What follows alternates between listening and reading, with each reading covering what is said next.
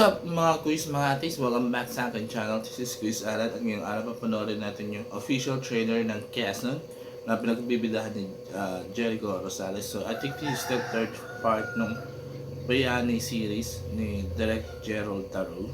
So nauna yung si General Luna, then followed by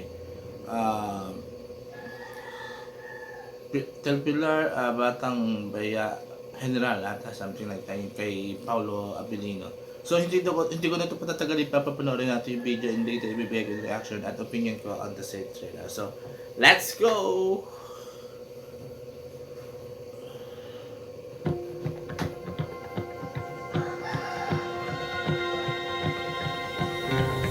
Kain boy, hali-hali hoy, sinong matalo siyang ingoy. Perception. Boy, hali-hali, Ang pagkabayani. sinong matalo siyang It's all about perception. He's the most unscrupulous comedian I've met. Chameleon pala, ha? Mahal kita, pero hunyango ka pa rin. Huwag mo nang ikaila. Nauna pang pumuti ang uwa kaysa bitawan mo yung kapangyarihan mo. Mahusay siya maglaro ng politika, pero maganda ang kanyang hangarin. Ako lamang ang may kayang ipaglaban ang independensya. I will lead this nation into prosperity.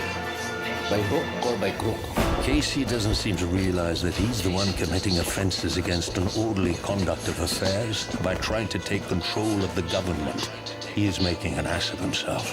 Bakit ako? Kasalanan ito lahat ni Sergio! This is unacceptable! Oh, God. Kabayo! Mr. Senate President, Ano na naman yung niluluto mo?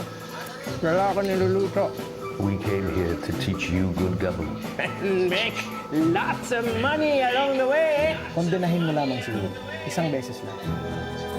Masyadong maraming politiko sa bansa. Kakaunti lamang ang mga lingkod bayan. Mi querido, Pastilan. be my vice president. Ito pa ang nais nating mamuno sa ating bansa! Gawan mo ng maiikling sine ang buhay ko. Lahat ng achievements ko, mula nung ako'y abogado hanggang ngayon, gagamitin natin sa pangangampanya. Manuel Luis Quezon, pasisikatin ko ang pangalan. Itong si Quezon, kaiingat kayo mga binibini. Mag-iingat ka sa mga tao nagsasabing ipagtatanggol ka. Walang problema sa kompromiso. Ang tanong, sino ang makikinabang? Banal-banal ang kamurat ka!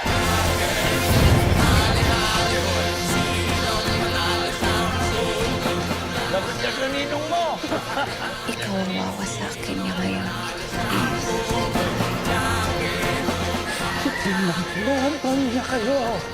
Ang lahat ng ito ay politika lamang. Ipinagtanggol niya kayo lahat!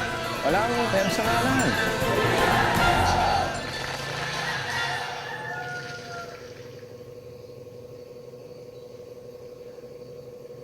Okay, tayo ko na panood natin official trailer ng Quezon by Direct Gerald Taro, lead by Jericho Rosales sa Mon Confiado. Honestly, maganda siya, maganda yung pagkagawa. Technically speaking, maganda. Very modern yung dating. And honestly,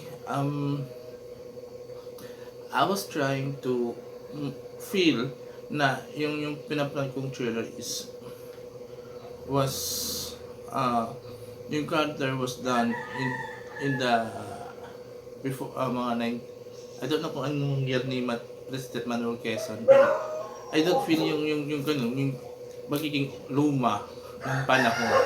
It feels like na pinilit nilang gawing modernize yung storyline, modernize in everything, and kaya that's why it feels like parang nakulang siya to sa yung how you call it, yung nostalgic ba? Tamang word doon to describe yung para ma-feel mo na you were on that time, on that era. Hindi ko ma-feel. Then the acting, may mga punto na parang ang OA, but everything is fine naman, and I love the Emilio Aguinaldo portrayal of Confiado. Kay Jericho, yun nga, sabi ko, medyo may na-OA-an akong part na acting niya.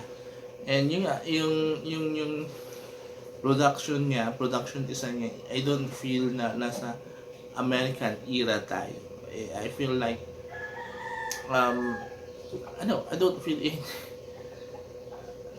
don't feel talaga na nasa modern era. Mas parang biglang naalala ko yung kay Raymond Pacaching, yung Manuel Quezon rin niya na version niya. Which more, mas na-feel ko yung pagiging Manuel Quezon niya sa yung era, American era, di ba? Doon. Pero this one hindi ko masyado na-feel. Nonetheless, mukhang maganda yung storyline niya. And I don't like also yung background song. Like I've said earlier, try na nilang i-modernize itong movie na to.